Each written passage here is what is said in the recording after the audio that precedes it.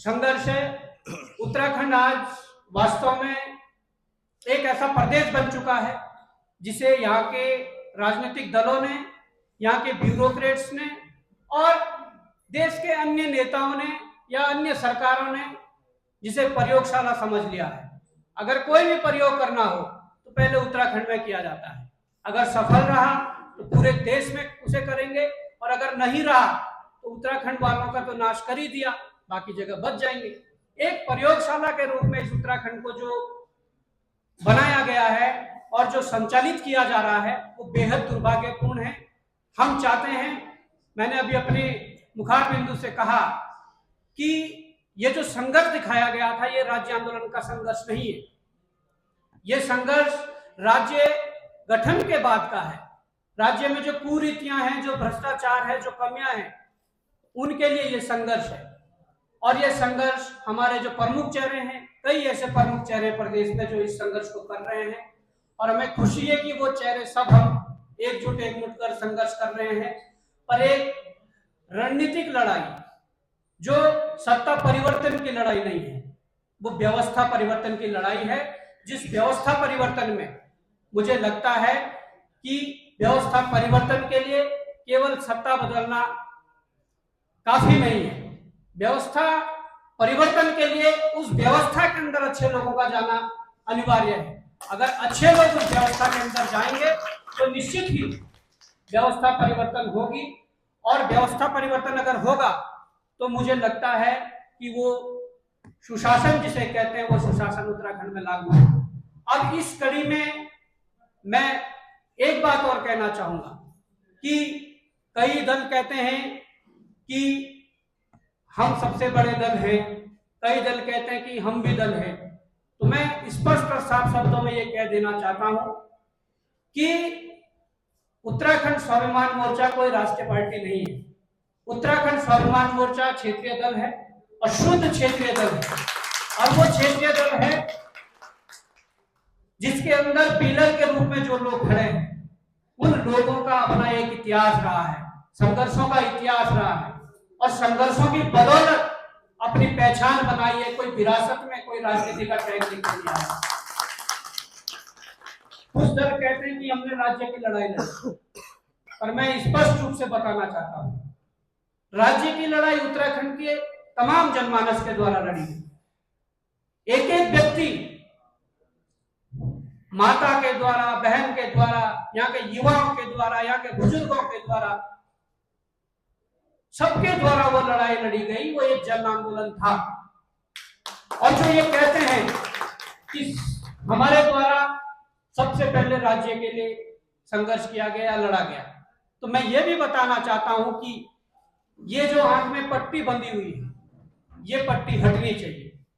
क्योंकि अगर राज्य के संघर्ष का इतिहास उठाकर देखें तो मैं स्पष्ट करना चाहता हूं, ये बात हमारे हर मीडिया कर्मी को पता होनी चाहिए, ये बात हमारे प्रदेश में प्रत्येक जो नेता है उन्हें पता होनी चाहिए, प्रत्येक ब्यूरोक्रेट्स को पता होनी चाहिए, आम जनमानस को पता होनी चाहिए कि जब राज्य की गठन की बात आती है, राज्य के संघर्ष की बात आती है, राज्य के लिए डिमांड की बात आती है कि हमें अलग राज्य चाहिए, तो सर्वप्रथम 1950 के दशक की अगर बात करें तो 1952 में कम्युनिस्ट नेता पीसी जोशी ने सर्वप्रथम अलग पहाड़ी राज्य के विचार को अपनी पार्टी के सामने रखा था। ये पहला ऐसा अवसर था जब उत्तराखंड राज्य के लिए या पहाड़ी अलग राज्य के लिए पहली बार किसी ने बात को रखा गया था। उसके बाद जब हम आगे बढ़ते हैं तो इसके बाद दूसरे बार 1958 की मैं बात करूं तो 1958 में टिहरी राजघराने से जुड़े कांग्रेस सांसद, उस समय मानवेंद्र शाह जी सांसद थे, उनके द्वारा केंद्र शासित प्रदेश बनाने की मांग उठी थी। वो यहाँ से सांसद थे और उन्होंने कहा कि पहाड़ी भूभाग को अलग करके एक केंद्र शासित प्रदेश का गठन कर देना चाहिए।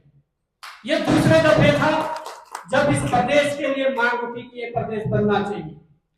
उसके बाद 1977 के बीच एक और सांसद जी हुआ करते थे जो त्रिभुवन सिंह नेगी जी थे। उन्होंने लगातार संसद में अलग राज्य बनाने की जो मांग उठाई थी, ये तीसरे दफा था जब अलग राज्य के लिए संसद के भीतर आवाज उठी। और ये 1977 की मैं बात कर रहा हूं।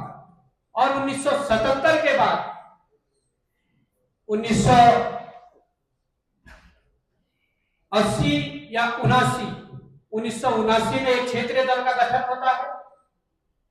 और उसके बाद तमाम यहाँ के क्षेत्रीय जो संगठन है, दल है, उनके द्वारा राज्य के लिए मांग की गई। ये जब आंदोलन पीक पर जाता है 1994 के दौरान, और 1994 में कोई ऐसा बिल्कुल कोई ऐसी मांग नहीं थी कि एकदम से राज्य अलग चाहिए। राज्य अलग करने की मांग इसलिए हुई कि छात्र आंदोलन अपने पीक पर था और वो सब युवा थे। जैसे ही 27% आरक्षण की बात आई, उस 27% आरक्षण की बात पर जब प्रदेश के छात्र संघ भड़के, जब यहाँ का युवा भड़का, तो उस आंदोलन ने एक रूप लिया और राज्य गठन के लिए 94 से और 2000 तक इस आंदोलन को लड़ा। इस दौरान से हमारे मातृशक्ति के द्वारा, हमारे पूर्व सैनिकों के द्वारा, हमारे युवाओं के द्वारा, चाहे मसूरी कांड हो, खटीमा गोली कांड हो, या मुजफ्फरनगर जो तिराया कांड हो, इसमें जन भागीदारी थी। ये जन आंदोलन थे, ये किसी पार्टी विशेष के झंडे पर लड़े गए आंदोलन नहीं है। तो मैं स्पष्ट शब्दों में कहना चाहता हूं कि जो इस बात को करते हैं कि केवल राज्य बनाने वाले कुछ विशेष संगठन और दल हैं, तो इस बात को उन्हें सोचना चाहिए कि राज्य यहाँ की आम जनता के आंदोलनों से मिला है। और इसके अलावा मैं ये भी कहना चाहता हूं, हम तो शुरुआती दौर से कह रहे हैं कि हम संघर्ष इसलिए कर रहे हैं कि इस राज्य को एक अस्मिता को बचा सके, यहाँ के स्वाभिमान को बचा सके, यहाँ के स्वाभिमान को जगा सके। इसके अलावा हमने पूर्व में ही कहा है कि जो इस प्रदेश में इन दलों को बाहर करने का जो कोई रास्ता होगा, कोई ऐसा बेहतर रास्ता होगा जिससे यहाँ की अस्मिता बच सके, उत्तराखंड बच सके और हमारे कुछ लोग राजनीतिक रूप से विधानसभा और सदन के बीच पहुंच सके, ऐसा कोई भी रास्ता हो, उस रास्ते को अपनाया जाएगा। उस रास्ते के माध्यम से 2027 के चुनाव को लड़ा जाएगा और निश्चित ही हमारे बीच के कुछ लोग सदन के अंदर जाएंगे। तो मैं स्पष्ट शब्दों में कहना चाहता हूं कि जो यहाँ के संसाधनों पर जो लूट खसोट हो रही है, 26 वर्ष इस राज्य को बनकर हो गए हैं, पर हमारी आदि जो संपत्तियां हैं वो आज भी उन पर यूपी का अधिकार है। चाहे ऐसी परिसंपत्तियां हो, उन परिसंपत्तियों की जो लड़ाई हो, यहाँ के युवाओं को पारदर्शी सिस्टम देने की बात हो, यहाँ के जो जल जंगल जमीन है उसे बचाने की बात हो, और यहाँ की जो भौगोलिक विषम परिस्थिति है, इस भौगोलिक विषम परिस्थिति जैसे अन्य राज्य, उत्तर में 7-8 राज्य हैं, आप कश्मीर से शुरू करिए, हिमाचल से लेकर तमाम जो बॉर्डर के इलाके हैं सिक्किम तक, तो यहाँ पर भौगोलिक विषम परिस्थितियां हैं। पर यहाँ के राज्यों के निवासियों के लिए भारत सरकार ने राज्य सरकारों के निवेदन पर कुछ विशेषाधिकार दिए गए हैं। और मैं स्पष्ट शब्दों में कहना चाहता हूं कि उत्तराखंड स्वाभिमान मोर्चा उन विशेषाधिकारों के लिए संघर्ष करेगा। वो विशेषाधिकार जल जंगल जमीन की लड़ाई है। वो विशेषाधिकार 5वीं या 6ठी अनुसूची, कौन सी सूची में इस राज्य को रखा जा सकता है, उस पर हमारे जो विशेषज्ञ हैं उन विशेषज्ञों से परामर्श लेकर वो सारा संघर्ष उत्तराखंड स्वाभिमान मोर्चा करेगा और यहाँ के निवासियों को उनके हक हकूक और उनके विशेषाधिकारों से वंचित नहीं रखा जाएगा। ये हम आपसे कहना चाहते हैं, आप इसे निवेदन के तौर पर लो या इसे सुझाव के तौर पर लो। मैं ये साफ शब्दों में कहना चाहता हूं कि